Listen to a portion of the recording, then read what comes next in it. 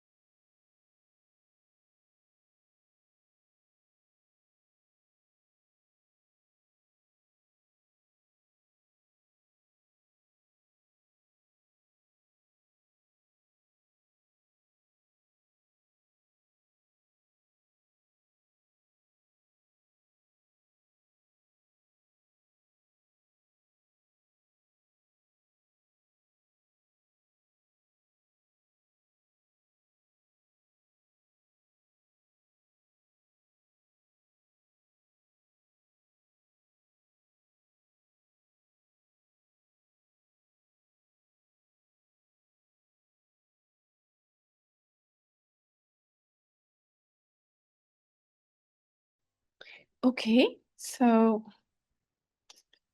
having done that, I would like to invite one of two people who were at the last class to sort of share a little bit about the practice, the homework.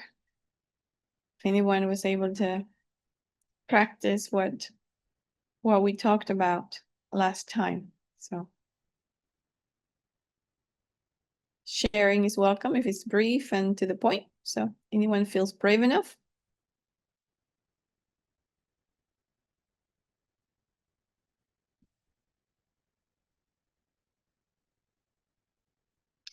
Okay, not everybody jump out at once. It's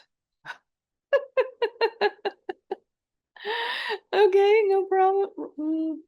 We are good. So let's start then with our topic for this evening. And we're going to talk a little bit about listening. Yes, because some of us may have the idea that communication is about speaking, about saying something, about conveying information. Yeah. But the other half, and maybe the most important part about that communication, is listening. That's the other part. And we tend to be very unskillful in our listening. Yes, sometimes more so than in speaking. So, and listening is not something that we're taught either. Yes, and so we don't really know how to do it. And one of the first things to look at is there is this difference. There's this difference between hearing, listening, and then understanding. Yes. Yet when we are communicating all three of those, yeah, are present or should be present. Yeah. Although most of the time, we're only hearing, and there is little listening, and sometimes not at all understanding. So we also have to kind of recognize, where are we in terms of our listening skills? Are we just limited to hearing? Do we engage at times with actually listening? And do we ever delve into the area of understanding? How, how are these three elements present in our communication right now? So hearing, for example, what is hearing? Yeah, hearing is, okay, there's a sound. There is a sound, and we know there's a sound. The sound is coming into our awareness, but our mind is completely elsewhere. Yeah, elsewhere. We're not present with that sound. Yes. We're not listening, and we're definitely not engaged in understanding. So that's what hearing is. There's a sound, and it's probably what we did when we were teens and our parents were sort of scolding us or giving us advice. And there was some sound coming, but that was as far as we got. I know. At least there were times when I did that. And many times when my daughter did that when she was a teenager. And still does. When mom tries to give advice, okay, she's hearing, but there's nothing else going on there. There's the blank stare. Just the mind, the face goes blank. Sometimes there's a roll in the eyes, like, how long do I have to sit here and listen? You know. So that's the hearing part. Now the listening part, yes. Now in the listening part, we're hearing a sound. We're detecting words, and we may be aware of the meaning of those words, though that there is some level of attention, but we're not very connected to what is being said. Yeah. We are really focusing on ourselves. So this is the listening that we do right now, most of the time. Yeah. And we're detecting words. We know there's a meaning to the words. There's some level of attention. There isn't a deep connection to what is being said. And we're mostly focused on ourselves, more on ourselves than on the other person. So if there is some listening going on right now in our communication, this is probably where we're at. Or if we're doing better, we also need to give ourselves credit for that. So we are the experts on where we are. So if you're doing better, excellent. Give yourself a pat in the back. You sort of progress along the spectrum. You're doing great. The key here is observing ourselves and being aware of where we are with our listening. Usually, what I just described is the starting point. And then beyond that comes the understanding. Yeah, so when we are understanding, there's a connection to the meaning. We're not just aware of the meaning of what is being said, but there's a connection to it. Yes, we get the other person. We get their emotions. We get what they're trying to say. Yeah, so we're more deeply connected. There is involvement at a different at a deeper level when we're understanding. Yes, and we probably use expressions like, okay, we're putting ourselves in their shoes. Yeah, we're getting it. Yes, and then but that requires that we focus on them and not so much on ourselves. Yes, that we make a real effort to understand. Yeah, when we try to understand, we paraphrase what the person is saying. And excuse me, let me just interrupt you for a moment so I can see if I am understanding. Did I hear you correctly when you say ta ta ta ta ta? And then the person gives us feedback. Yes, you are correctly on or no. And then you say, well, can you say it a different way? See if I can understand it better. Yes, now we're involved in really trying to get an accurate sense of what that person is trying to convey. We're actively involved. We're not so like here in our mind figuring out what's my response, how am I feeling, is it triggering me, I want to say something smart, I want to say something funny, I want to say something whatever. No, we are focused on extracting the essential message of what that person is trying to convey.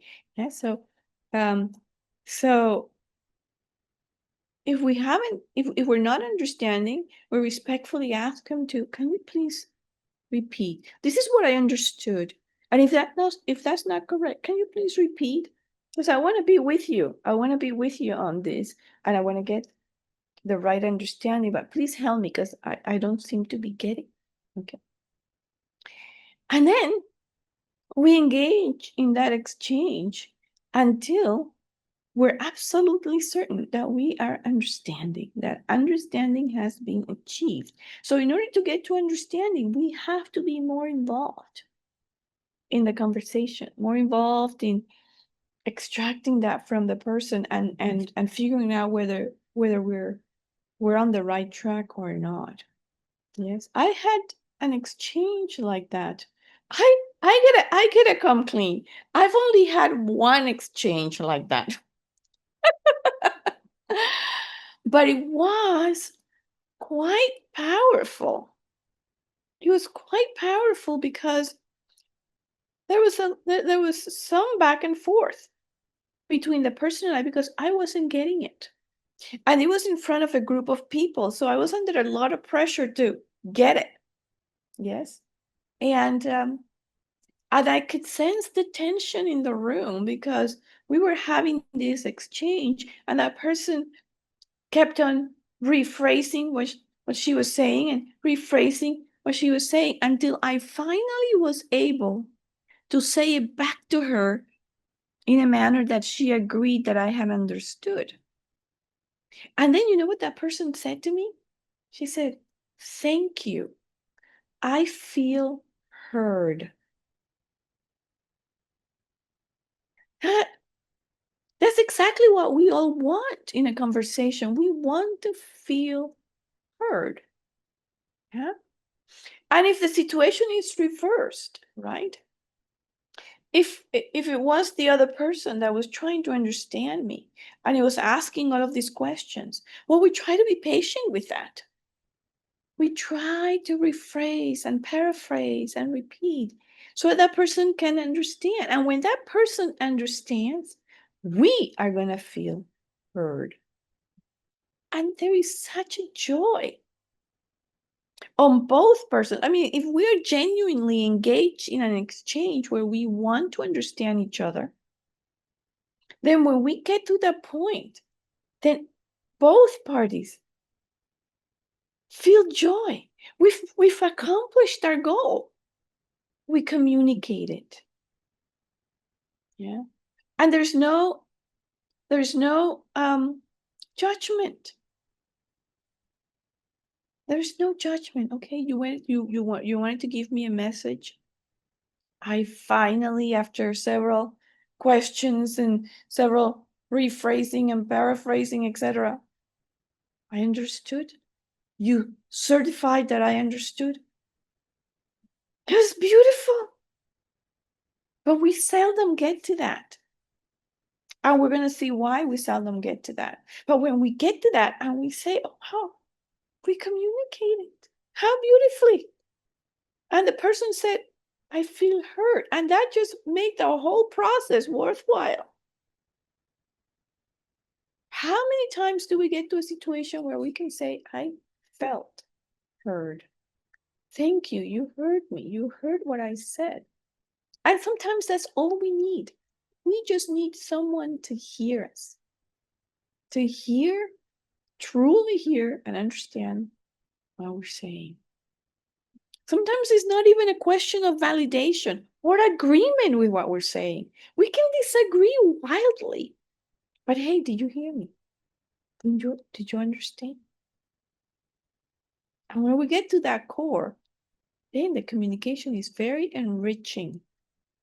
Okay, but we don't get to that core.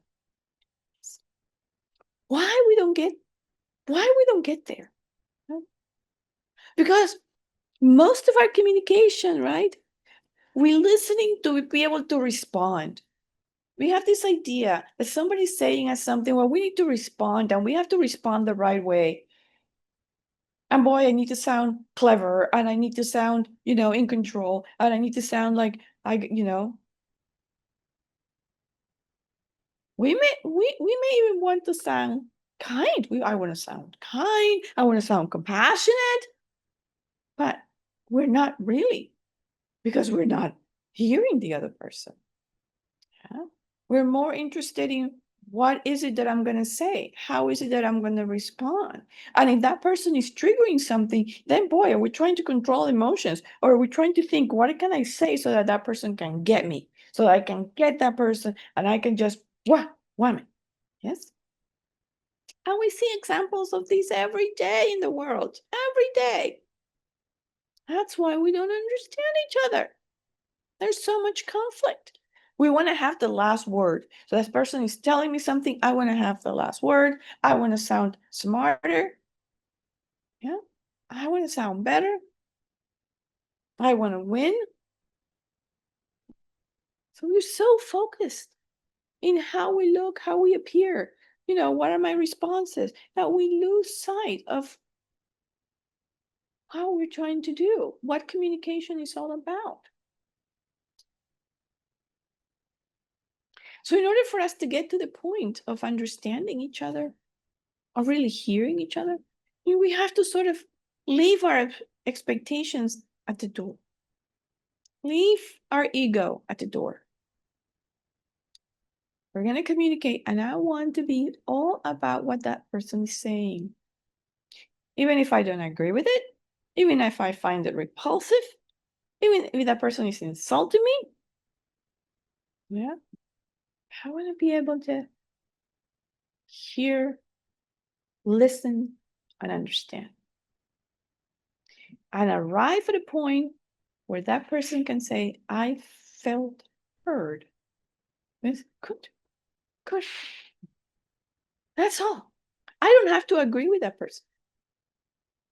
You see? But I can say, okay, I heard you. And there's such a connection there that really, really creates connection.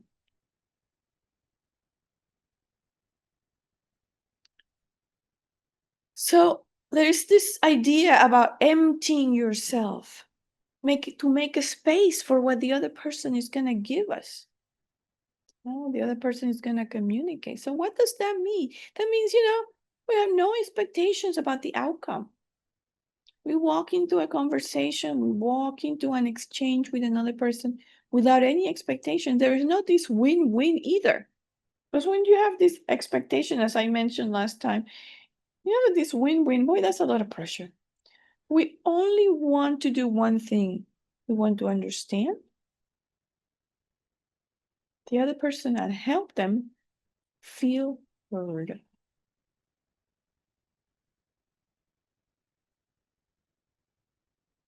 So we have to have this attitude that it's not about me. It's not about me. I don't have to reply to what you're saying.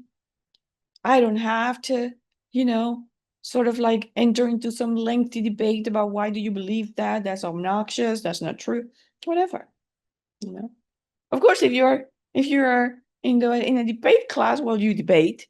Yes. If you're studying Buddhist philosophy, you debate. But it's not everyday communication. No, we don't want to enter into that. We want to it's not about me. We have to put ourselves in the back burner and say, it's about you. It's about you.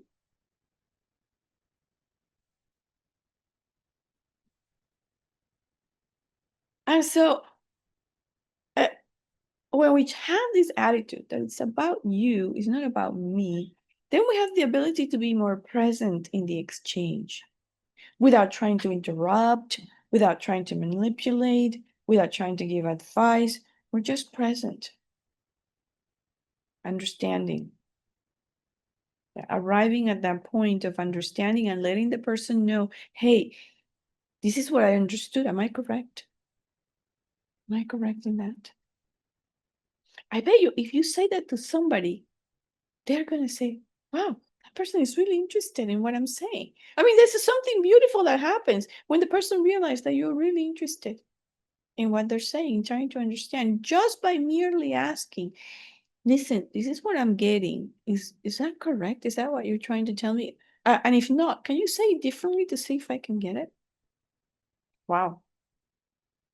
Then that person, when that person hears you saying that, then it warms their heart because wow, this person is really trying to understand what I'm saying, understand me, communicate with me. That's beautiful. That's beautiful. Okay. And so not letting ourselves be triggered. So we all have all kinds of triggers of all kinds of buttons. So it's kind of interesting that in order for us to communicate well, we have to be aware of what those buttons are. We have to own our buttons.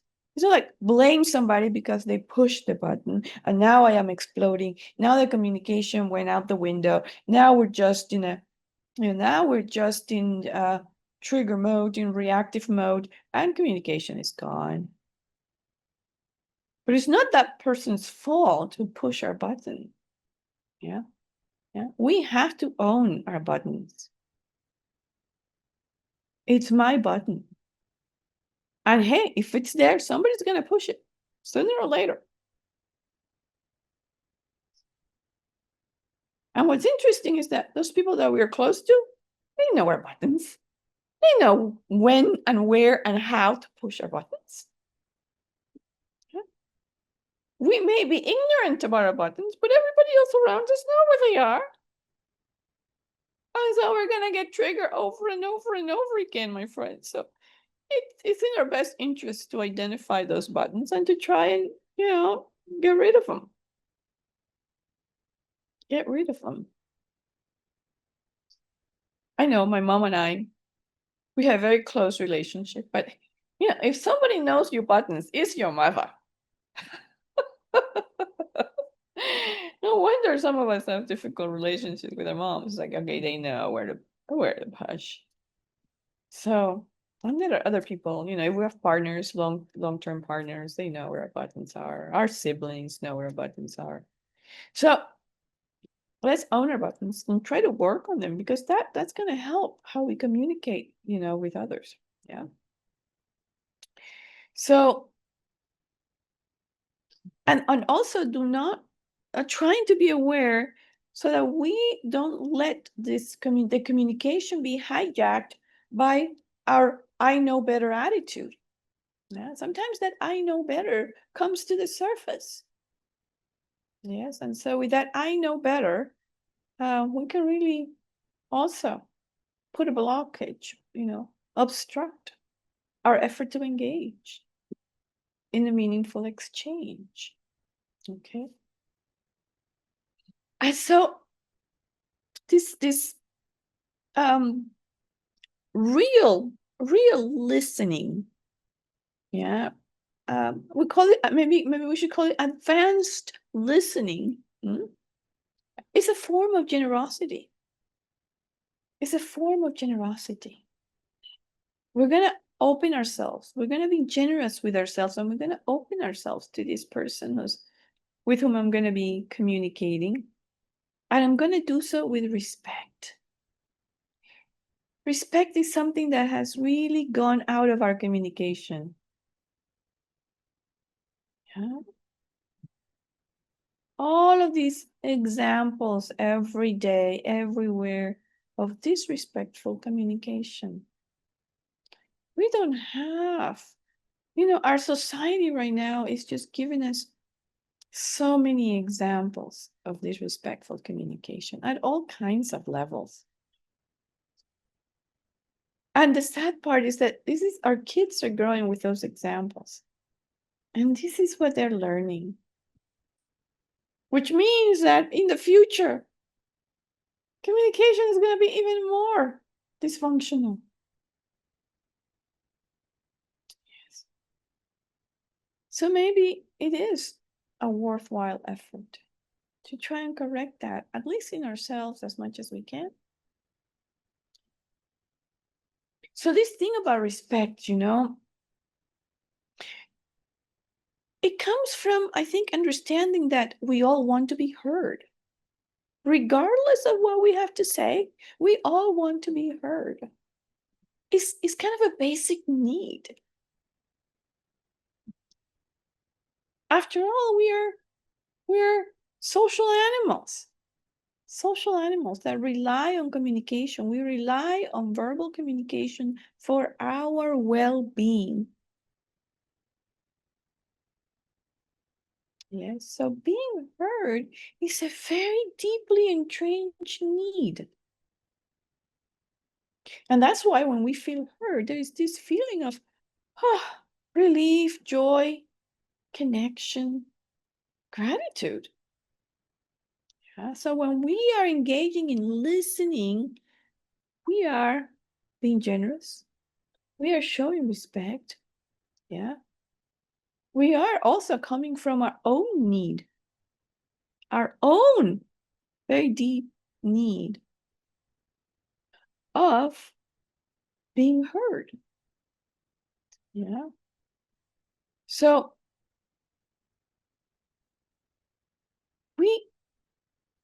we have to move away from the attitude of feeling threatened by what other people say. Yeah. Because the moment that we feel threatened by what they are saying, we're out of there. We're lost. Yes. Yet we can validate. We may not agree with what they're saying, but we can validate that what they're saying is important to them and comes from their own experience. We can validate that, even if we don't agree with it. Even if we are diametrically opposed to what they're saying, we can say, I can understand that for you, this is important. I can see it's important. I can see that it comes from your experience. Yeah. I validate that. Just as my ideas are important to me. Oh. So that's where the respect comes in. That's where the respect comes in. I understand. I may not agree with what you're saying, but I understand that what you're saying is important to you. As important As my ideas are to me, those are important to you, and they reflect your experience. They reflect your background. They reflect where you come from, and I agree that that's important to you. I validate that importance to you.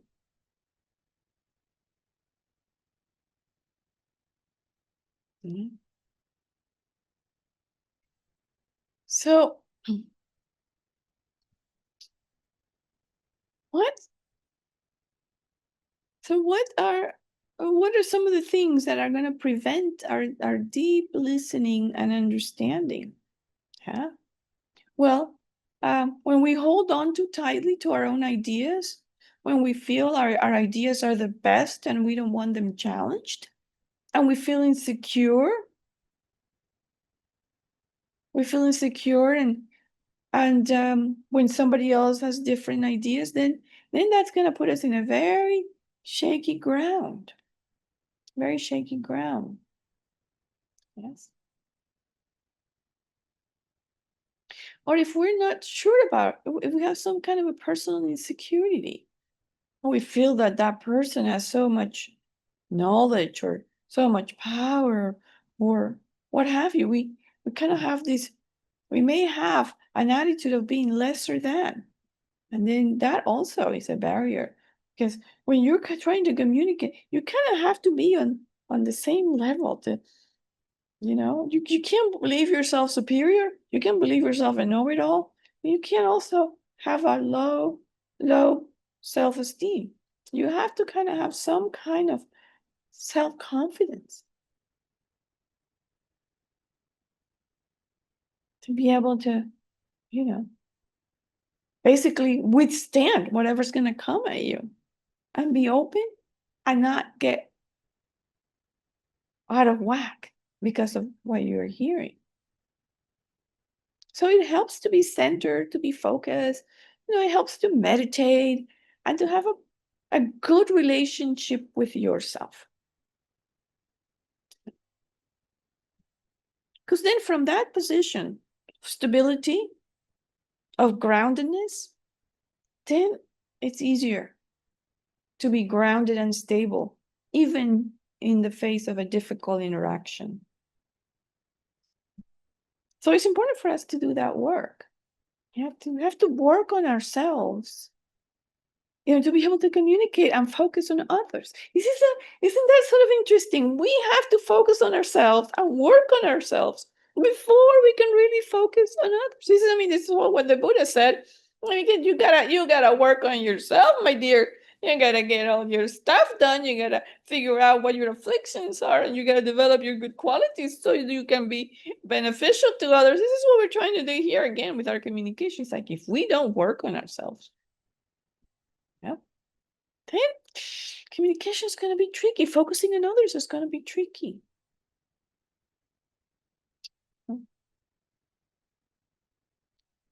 So if we start planning our response, if we kind of interpret what they are saying as an attack, or they push a button and then we go into this response mode, into this defensive mode, we go into, or even attack mode, then forget it. We might as well just say, you know what?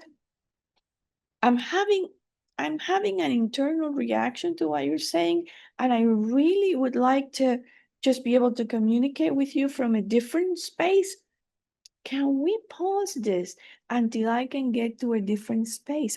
Do we even have the skill and the confidence to say something like that?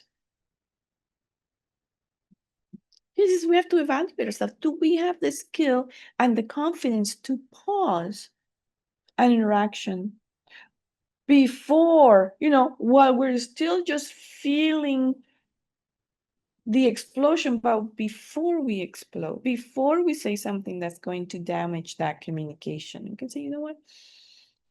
I am sorry to interrupt you, but I am feeling like I'm in a bad space right now. I'm sort of feeling triggered and defensive, and I want to communicate with you from a different space. Can we do this another time? But we're gonna do it, don't worry. But I just need some time to deal with whatever's coming up for me right now. And if the other person is genuine in his or her desire to communicate with you, to have a positive exchange, that person is going to say, yes, sure, I understand. Let's do this another time. And you get your space to sort of work it out, and then we can come back at it. But sometimes we feel like if we do that, I'm gonna look like a fool. I'm gonna look like I don't have it together. It's the contrary. If you have it together, you'll be able to do that. If you don't have it together, you'll just explode and everything will go out the window. So, yeah. Or sometimes we also, another thing that can block our listening is if we start judging and criticizing the person in front of us. I've done that. And then it's like, wait a minute. I get so distracted judging and criticizing. I missed the whole 5 minutes of what the person was saying. Oh. And it's like, where did my mind go? Why did I go there now? I'm totally out of it. But that happens. We start judging and criticizing. Oh, this person sounds stupid. They sound silly. Where have they been? Haven't they been reading the news? Whatever.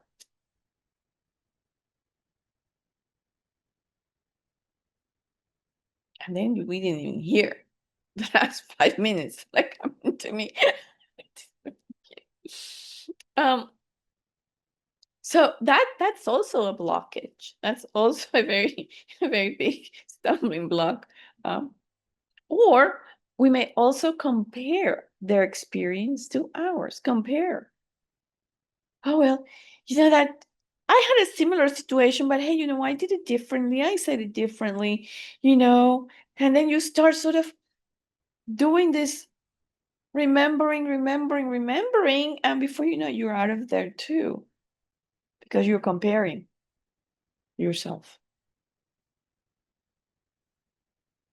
So again, take yourself out of the equation.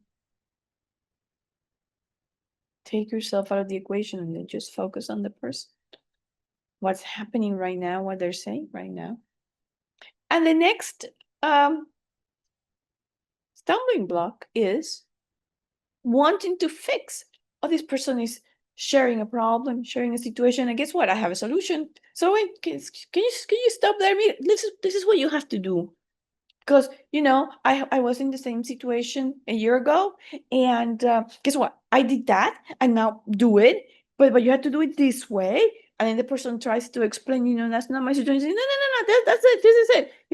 I have the solution. I'm gonna fix it for you. And then that's it. You go ahead and you try it and you'll be fixed. Right? You trust me. Trust me. I've done that too.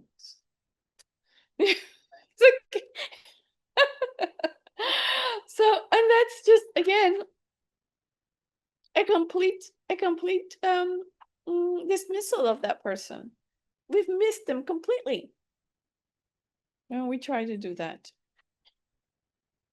But it's so tempting. It's so tempting because in the communication, we can be so certain that we have the fix. We be so certain. We know what to tell them. We know what they need to do. And we're just itching to tell them. And all the time they're talking about their situation, we're just itching to tell them, hey, this is what you need to do. And the best thing for us to do is to just listen. And that's the hardest part. And this happens with your children a lot. If you have children, the hardest thing is to just shut up. Let them talk. So what do we do instead? Okay, so we've kind of gone through the don't do's, the don't do this list. Now let's figure out what we can do. How can we manage this? One of the things that we don't even talk about is confidentiality. I mean, do we ask the person in the conversation, hey, is this something that you want me to keep confidential? Is this something that you prefer I don't share with others? Is this something that should stay here? I wonder if we've ever asked that before to somebody.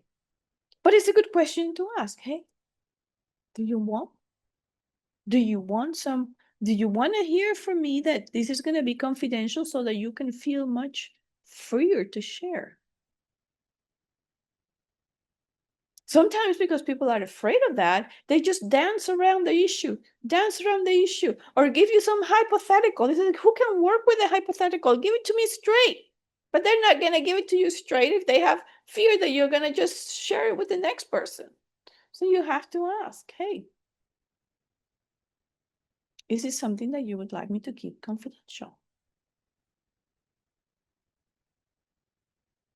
Or, if we're engaging in a conversation and we're the ones who are sharing, we can say, listen, I need to vent. I need to vent because if I don't, I'm going to explode. But please don't take what I'm saying as the last word on this issue, and please keep it confidential. We can say that also for our own peace of mind. Hey, I'm just venting. I may say some things that I regret, so please don't repeat them. I understand that I'm afflicted right now. Yeah. Sometimes we did that at the monastery. Hey, you know what? I'm afflicted. And I know I'm afflicted, but at the same time, I have the need to express that. Otherwise, I'm going to feel bottled up and I'm going to explode. So can you be just my sounding board? Can you just be my sounding board and realize that I may say some things in the heat of this moment that I need to say, but that I don't mean for sure. So you might want to have a sounding board like that. And the other thing to do is practice not interrupting. Yeah. Not interrupting. There's something else that I know that I've had this problem and I've worked on it. Okay, listen, I have worked on some of my issues. It's not like some of my issues, it's not like all of the issues are gone unattended. So now I'm defending myself. But I noticed that I had a lot of problems interrupting, and I worked on that, people. Give me credit for that. So interrupting a lot. If we had that issue, it's good to work on it because interrupting someone when they are really speaking from their heart and they're just putting it all out there, it doesn't feel really good to people. Yes, or you just sort of break their train of thought, and then to try to regain that, this is maybe difficult. So just practice not interrupting. For me, I've practiced it. I'm a lot better at that. But it's taken me a while. And as we were talking not too long ago, avoid giving advice. Avoid giving unsolicited advice. Because nothing bombs more quickly than unsolicited advice. If the person asks for advice, that's one story, but if they don't, please don't give it. It would immediately throw a bucket of cold water in your connection. Yes. Don't give advice, don't give suggestions unless they're requested. Yeah, because that just sort of blocks the communication and is experienced as interference. Hey, I am sharing with you. Don't try to fix me. Don't try to give me advice. I know what I'm doing. I just need you to hear me. Can you hear me without trying to fix me or fix my situation? But somebody may say, hey, I want to talk to you about this. Can you hear me out? And then, so you have some advice, some suggestion. I am desperate need of a different point of view. Would you mind doing that? And then so we have the ability, when somebody asks us in that way, we have the ability to just say, okay, after we listen, okay, are you ready to hear? Are you ready? And we still ask them, are you ready to hear my advice? Are you open to my advice? I have something that I can contribute, but are you ready? And then that makes it very clear the other person requested it. You're asking them if they're ready to receive it at that moment, because they may have something more to tell you. They may have some other a secondary piece to the story that they also need to tell you before they're ready to receive what you got to tell them. Now, this is an interesting situation too, because sometimes, yes, we're cornered into giving advice when we are not ready to give advice. Yeah.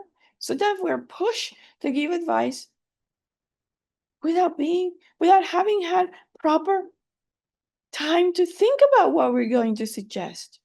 That's kind of a trap too. Yeah. So somebody's soliciting advice, they're going to give you their story. You feel free to say, okay, I've heard you. I've understood you.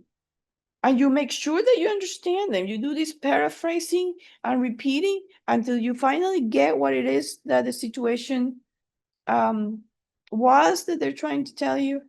And then you say, if you're not ready for giving advice at that moment, then you say, listen, I want to be able to give you the best advice that I can. I want to be able to think about it, to be able to tell you something that is actually I'm gonna see as beneficial. I don't want to just say something in order to satisfy your need at this moment. Let me think about it. What would be beneficial? What would be wise? What would be compassionate? And then, I can come back to you with some idea, some suggestion that may be better off than just off the top of my head.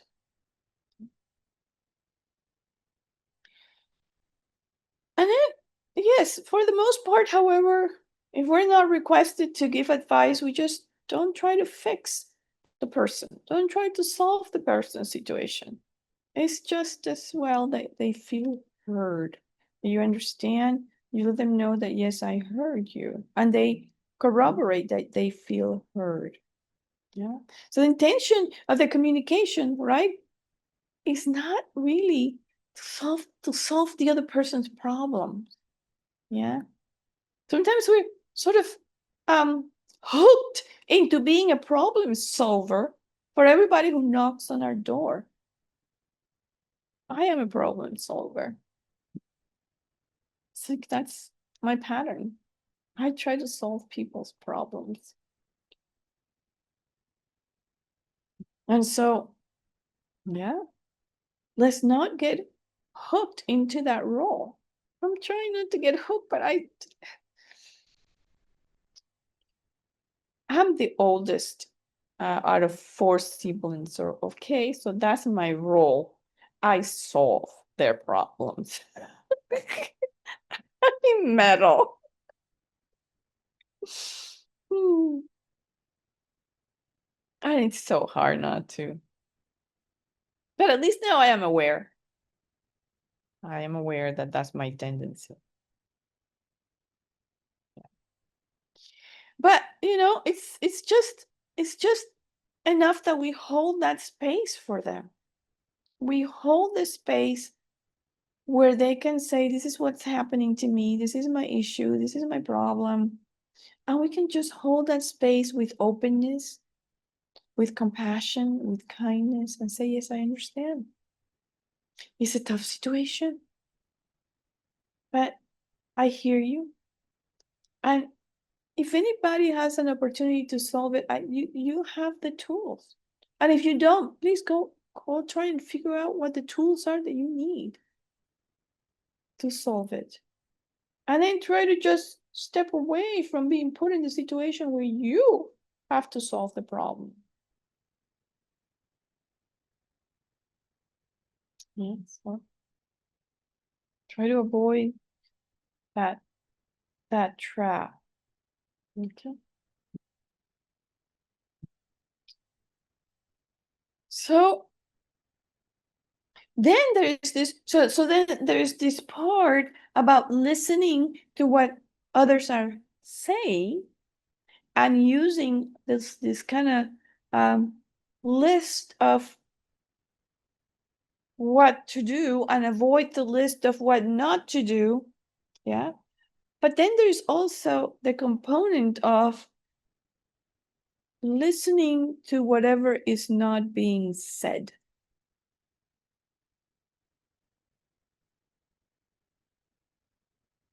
Observing all the other non-verbal cues. Yeah. Is the person tense? Are they like this? Are they like this? Do they have what emotion is kind of is coming through their face? What's their tone of voice? Are they shaking? Do they appear like are on the verge of really having an emotional breakdown? What are the non-verbal cues? And what non-verbal cues am I giving? With my tone, my gestures, I'm Hispanic. I talk with my hands. I try not to do that. Most nuns and monks, they're just so pleasantly calm. And I have to move my hands and I have to move my face and I have to do all this and all that. It's like, okay, I can accept that. Okay, that's me. I don't look like your general calm and collected. um, so yeah, so is this person trying to communicate? What are they communicating with all these nonverbal cues? What are the emotions that are surfacing? Yes. Should I say, it looks like you're kind of getting a bit worked up. Maybe we can have a pause. Let's have 5 minutes of a pause of silence and see if that will help you collect yourself. Or maybe you're crying too much. Let's have a pause so that you can, you know. I've had a pause where you cry. Please cry. If you want to cry, please cry. I'm not going to tell you not to cry. Cry. So let's just stop talking so that you can cry. Crying can be good. Sometimes all a person needs is a good crying, a good bout of tears, okay? And then it's like, oh, thank you for witnessing. Thank you for witnessing my tears and giving me the space to just cry. Man, that's all I needed. I just needed a safe space and a safe person where I could have just a good crying out without feeling judged, without feeling like I'm being criticized or um I'm feeling what's the word I'm looking for? Minimized. Thank you. I just needed that safe space. And another thing is that sometimes in a conversation, we can insert moments of silence.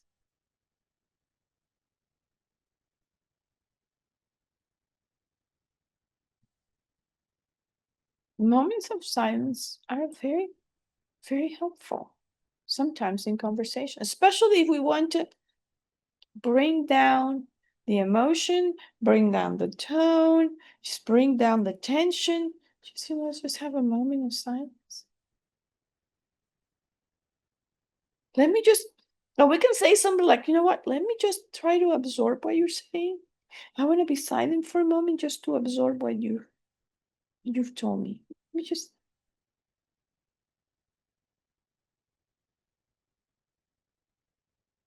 that's beautiful too. Yes. Beautiful, honest, upfront, and, continues, helps the engagement. Let me just give me a minute to just process what you're saying.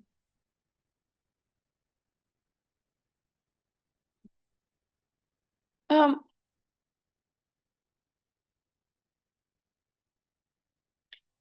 and I think the one of the very helpful things to keep in mind when we are communicating is let's be authentic. Let's be authentic. Let's be genuine. And at the same time, let's be generous and respectful.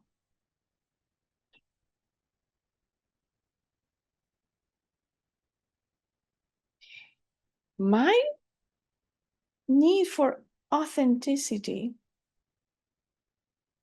doesn't depend on whether I can squash you, your ideas, your experience. It doesn't depend on that. I can still value my own authenticity while respecting your ideas, your experience, and where you come from.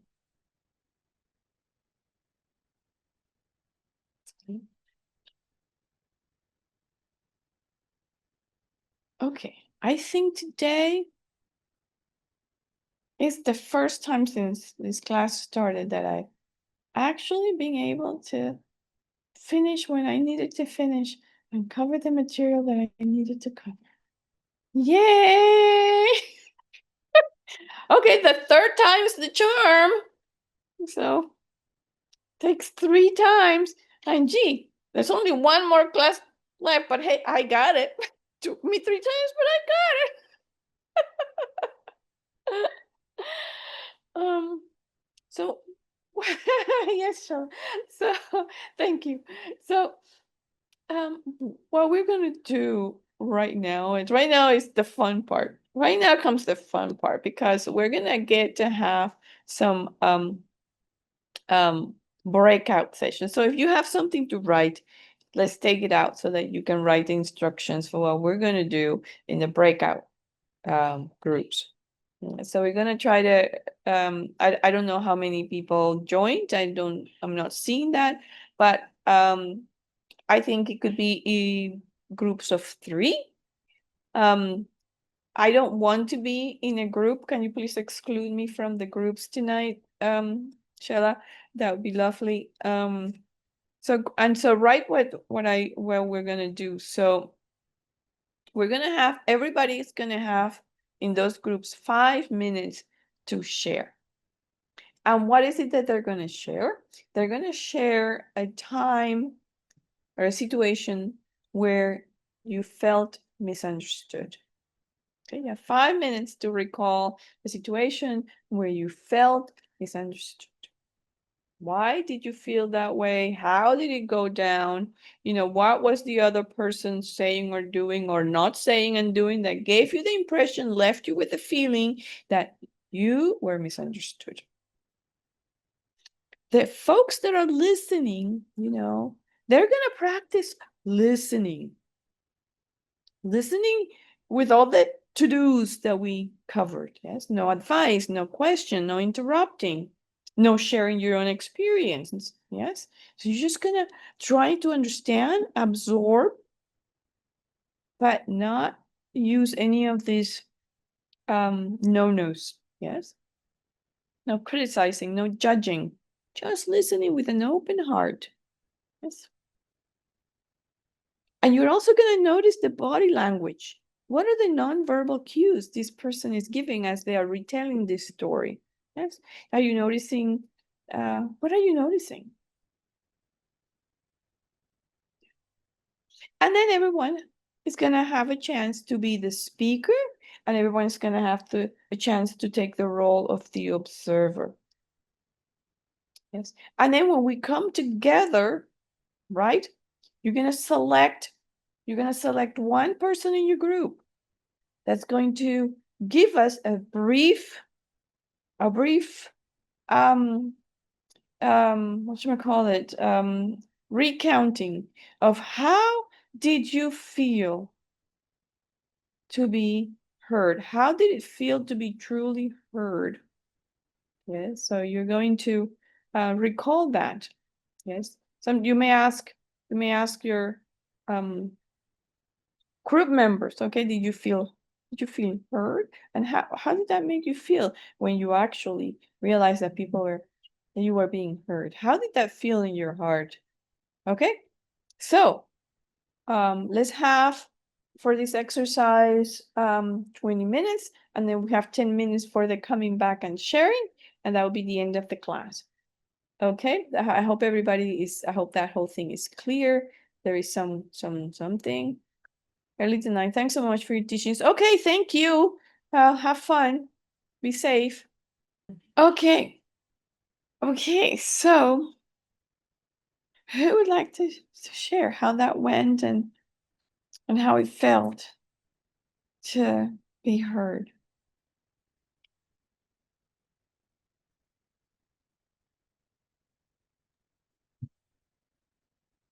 I can go. Sure.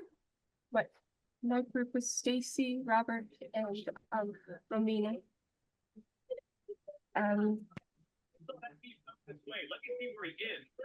We noticed that body language was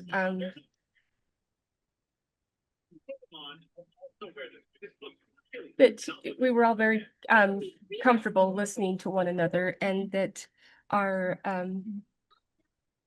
being quiet and made us feel comfortable. It allowed us to speak when everybody was actually quiet and listened.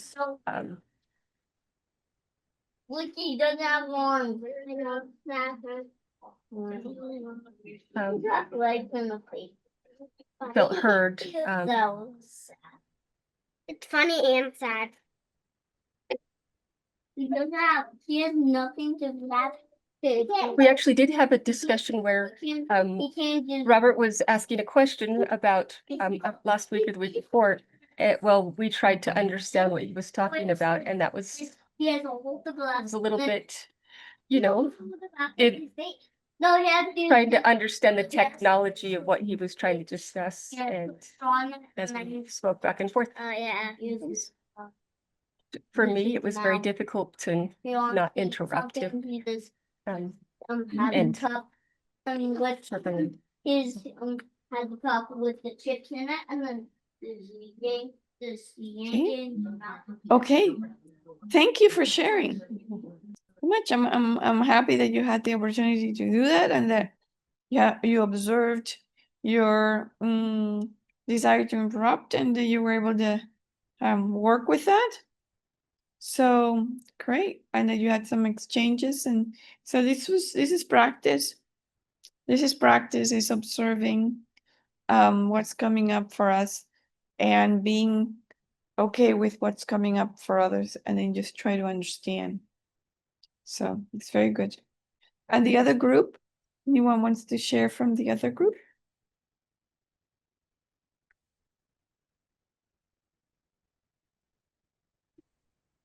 I can share. Okay, thought please do. I thought we had a rich discussion. I didn't get a chance to share, but it was fine and it was good because I'm usually a sharer.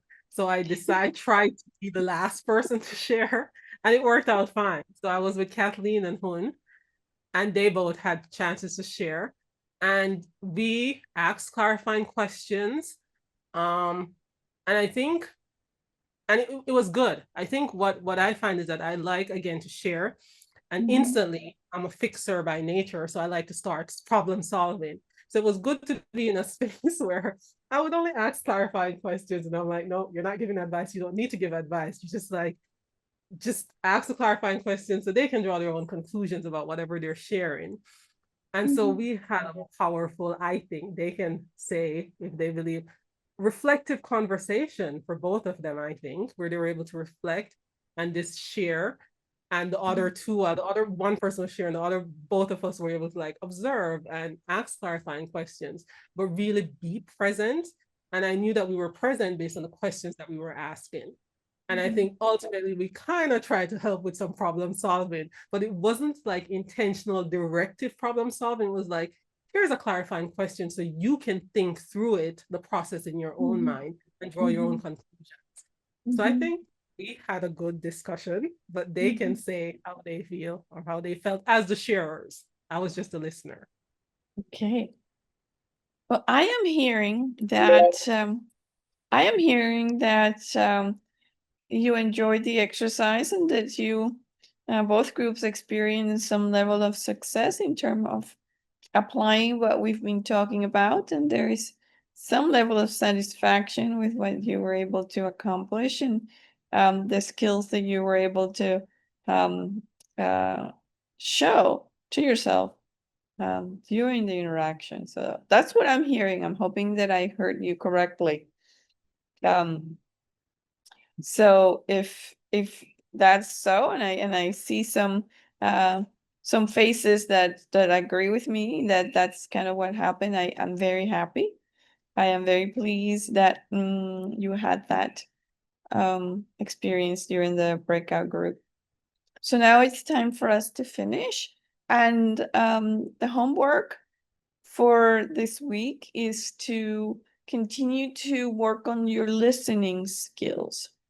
Yes, maybe choose 1 or 2 conversations where you're going to really hone in those listening skills, and you're going to try to understand and really absorb with your listening what the other person is trying to communicate. So that's the homework. Let's rejoice. Let's rejoice that we participated in this activity tonight, and let's dedicate our efforts for the benefit of all sentient beings. So with that, we'll just say goodbye until next Sunday. If we are alive, we can come back and see each other again. So thank you.